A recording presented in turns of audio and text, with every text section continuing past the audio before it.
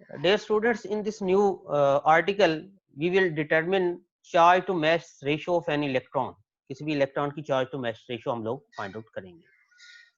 अब इस फिगर में देख सकते हैं कि यहाँ पर मैंने मैग्नेटिक फील्ड अप्लाई की है एक रीजन में, और ये मैंने क्रॉस लगाए हैं. It means magnetic field is applied into the plane of the board, into the plane of the paper, into the plane of this screen जिसके ऊपर मैं वर्क कर रहा हूँ. इनवर्ड डायरेक्शन में मैग्नेटिक फील्ड अप्लाई की है. अगर बेटा इसके ऊपर मैं एक इसमें एक charge particle, positive charge particle इसमें सब्जेक्ट करूं, because we are talking about electron, तो इलेक्ट्रॉन पे नेगेटिव चार्ज होता है. तो लेट्स सपोज मैंने इसमें एक इलेक्ट्रॉन को सब एंटर किया, उसकी कुछ ये डायरेक्शन थी, इस लेट्स सपोज इस डायरेक्शन में एंटर कर रहा हूँ, तो वेलोसिटी जो है वो मैग्नेटिक फील्ड के परपेंडिकुलर होगी ना. मैग्नेटिक फील्ड इनवर्ड है, वेलोसिटी इलेक्ट्रॉन मूव कर रहा है टुवर्ड्स राइट. तो अब इलेक्ट्रॉन के ऊपर जो मैग्नेटिक फोर्स लगेगी, मैग्नेटिक फोर्स का फार्मूला क्या होता है? F M equals Q into V cross B. अगर मैं इलेक्ट्रॉन की बात करूं, अगर इलेक्ट्रॉन इसमें एंटर हुआ है तो बेटा इलेक्ट्रॉन पे चार्ज होता है minus E into V cross B. या मैंने कहा था जब नेगेटिव साइन आता है तो क्रॉस प्रोडक्ट का ऑर्डर चेंज हो जाता है. वी क्रॉस बी को I can write B cross V. अब अगर मैं b क्रॉस v की डायरेक्शन लेना चाहूं तो b क्या है? इनवर्ड. v क्या है? Towards right. तो b क्रॉस v की डायरेक्शन लूं, यानी b क्रॉस v, तो इट विल बी डायरेक्टेड, मेरा जो थंब है v क्रॉस b यानी v से b की तरफ, ये v था, ये b है, ये v है, b क्रॉस v. तो मैग्नेटिक जो direction of the magnetic force होगी वो क्या होगी? डाउनवर्ड. इस तरह से यहाँ पे जब चार्ज पार्टिकल होगा तो इस पे डाउनवर्ड डायरेक्शन में फोर्स लगेगी. अब इसकी डायरेक्शन चेंज होगी. लेट्स सपोज ये चार्ज पार्टिकल यहाँ पे पहुंच जाए, फिर अलोंग टेंजेंट इसकी वेलोसिटी है इस तरह से, और मैग्नेटिक फील्ड इनवर्ड है. अब अगर मैं b क्रॉस v लूं तो उसकी डायरेक्शन टूवर्ड्स लेफ्ट होगी. इसी तरह अगेन इसकी डायरेक्शन चेंज हो जाएगी. और अगर मैं यहाँ पे देखूं तो वेलोसिटी की डायरेक्शन ये है और मैग्नेटिक फोर्स ये है. अगर मैं यहाँ पे b क्रॉस v लूं, b इनवर्ड और v इस तरफ, तो b क्रॉस v क्या है? अपवर्ड. तो इस तरह आप देखेंगे कि मैं किसी भी पॉइंट पर b क्रॉस v की डायरेक्शन लूं तो जो मैग्नेटिक फोर्स की डायरेक्शन है towards the centre of circle होगी. It means this force is acting as a centimetre force, जो क्या करेगी? इस चार्ज पार्टिकल को सर्कल में घुमा देगी, जैसा कि हमने इससे पहले पढ़ा. तो अब मैं इसकी मैग्नीट्यूड लिखना चाहता हूँ मैग्नेटिक फोर्स की. E B v sine 90 degree. हमने देखा कि हर पॉइंट पर वेलोसिटी और मैग्नेटिक फील्ड के दरमियान एंगल कितना है? 90. तो maximum electric force magnetic force लगेगी. ई बी वी या ई वी बी आप लिख सकते हैं, साइन 91 होता है. This one is the magnetic force. मैंने कहा कि ये जो मैग्नेटिक फोर्स है, this magnetic force is acting as a centimetre force, जो इस चार्ज पार्टिकल को सर्कुलर पाथ में मूव करवाए हुए है. फिर सेंटीमीटर फोर्स किसके इक्वल हुई? मैग्नेटिक फोर्स के इक्वल हुई. सेंटीमीटर फोर्स क्या होती है? M we square over R. Centimetre force क्या आई? E v B. E v B. तो यहां से बेटा हम लोग, हमारे पास ये वैल्यू आ गई, ये v इस v से कैंसिल हो जाएगा. तो e ओवर m अगर मैं यहाँ पे लिखना चाहूँ, ये m इधर जाके डिवाइड होगा, ये v इस v से कैंसिल होगा, एक भी बचेगा, v over B R. This is charge to mass ratio of an electron. अगर आप charge to mass ratio of an electron लेना चाहते हैं तो आपको एक तो वेलोसिटी का पता होना चाहिए, एक रेडियस, जिस रेडियस के सर्कल में ये इलेक्ट्रॉन मूव कर रहा है उसका पता होना चाहिए. मैग्नेटिक फील्ड आपने खुद अप्लाई की है, इसका आपको पता होगा. तो अब हमें क्या क्या चीजें चाहिए? v हमें रिक्वायर्ड है और r हमने फाइंड आउट करना है. मैग्नेटिक फील्ड नाउन है ये, क्योंकि हमने खुद अप्लाई की है कितनी मैग्नेटिक फील्ड है. और देखते हैं r कैसे मालूम करना है. Very simple. इस फिगर में आए बेटा, ये जो रीजन है जिसमें आपने electric field magnetic field apply की into the plane of this screen, इस रीजन में हम लोग जो लाइट गैस है वो एंटर करेंगे, फिल करेंगे, just like hydrogen at very low pressure. होगा क्या?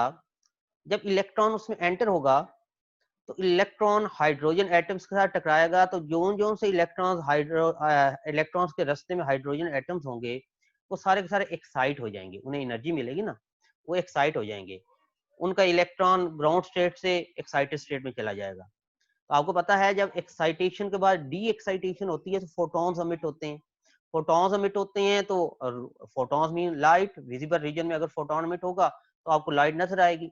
इस तरह से जहां जहां से बेटा इलेक्ट्रॉन गुजरेगा वहां वहां पे जो एटम्स ऑफ हाइड्रोजन हैं उनमें एक्साइटेशन और डी एक्साइटेशन होती जाएगी, और एक्साइटेशन और डी एक्साइटेशन के नतीजे में यहाँ पर लाइट अमिट होगी, और ये जो इलेक्ट्रॉन का जो पाथ है, जो सर्कुलर पाथ में मूव कर रहा है, ये विजिबल हो जाएगा।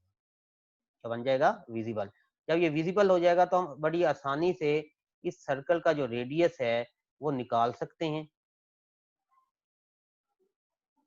ये विजिबल हो गया ना, आसानी से सर्कल का रेडियस हम निकाल सकते हैं। वो रेडियस की वैल्यू हम यहाँ पे यूज करेंगे। यहाँ पे तो रेडियस वाला मसला हल हुआ कि कैसे फाइंड आउट करना है कि उस रीजन में जहाँ पे आपने मैग्नेटिक फील्ड अप्लाई की है वहां पर लाइट गैस को एंटर करो, और जो ही इलेक्ट्रॉन्स उसमें से मूव करेगा, जहां जहां से मूव करेगा वहां वहां पे एक्साइटेशन और डी एक्साइटेशन होती जाएगी, और जो पाथ ऑफ इलेक्ट्रॉन है वो विजिबल हो जाएगा, and we can determine the, we can measure the value of R, R की वैल्यू हम निकाल सकते हैं। अब पीछे रह गया वेलोसिटी। वेलोसिटी के लिए बेटा अगर आप यहाँ पे इसी फिगर को दोबारा देखेंगे, जो चार्ज पार्टिकल इधर आ रहा है इलेक्ट्रॉन, इसे कोई ना कोई हमने वेलोसिटी तो दी थी जिसकी मदद से इधर आ रहा है। तो चार्ज पार्टिकल को, इस इलेक्ट्रॉन को एक्सेलरेट करने के लिए हम क्या करेंगे? इलेक्ट्रॉन गन यूज करेंगे, और इलेक्ट्रॉन गन में हम लोग क्या करते हैं, एक्सेलरेट करना है ना इलेक्ट्रॉन को। इधर हम जो है वो कोई negative terminal of battery negative potential दे देंगे, इधर पॉजिटिव पोटेंशियल दे देंगे, तो क्या होगा, यहाँ पे अगर इलेक्ट्रॉन होगा तो this electron will be accelerated, electron accelerate होगा, और ये जो एनर्जी गेन करेगा वो किसकी इक्वल होगी? काइनेटिक एनर्जी जो गेन करेगा वो क्यू वी की इक्वल होगी। वी की आपने कितना पोटेंशियल डिफरेंस दिया है? क्यू यहाँ पे क्या है? ई, तो क्या लिखूंगा? ई वी, ये पोटेंशियल डिफरेंस है बेटा, वेलोसिटी नहीं है,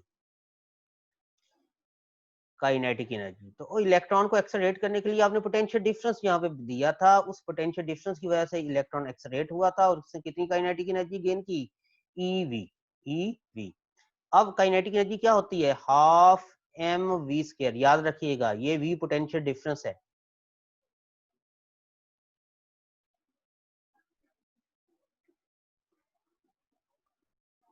और ये V half M we square V, this is velocity या स्पीड कह सकते हैं आप, velocity of electron. Half M we square किसकी इक्वल हो गया? E into V. अब बेटा मुझे यहाँ से v की वैल्यू लेनी है, तो मैं v की वैल्यू यहाँ से ले सकता हूँ, 2e v ओवर m, ये इक्वल हो जाएगा v स्क्वायर के, 2 इधर मल्टीप्लाई हो गया, m जाके डिवाइड हो गया। तो v की वैल्यू लेनी है तो सिंपल इनका अंडर रूट ले लो, तो मेरे पास v की वैल्यू क्या बचेगी बेटा? 2e v over m under root. This is the velocity of the electron जो मैग्नेटिक फील्ड में एंटर हो रहा है। अब हमारे पास फार्मूला क्या था? E over m equals v over B R, E over m equals v over B R. R तो हमने देख लिया कैसे निकालना है, v की वैल्यू हमने कैलकुलेट कर ली। v की वैल्यू कितनी है हमारे पास? 2ev, ये v पोटेंशियल डिफरेंस है, ये v वेलोसिटी है, दोनों को देखिएगा। 2ev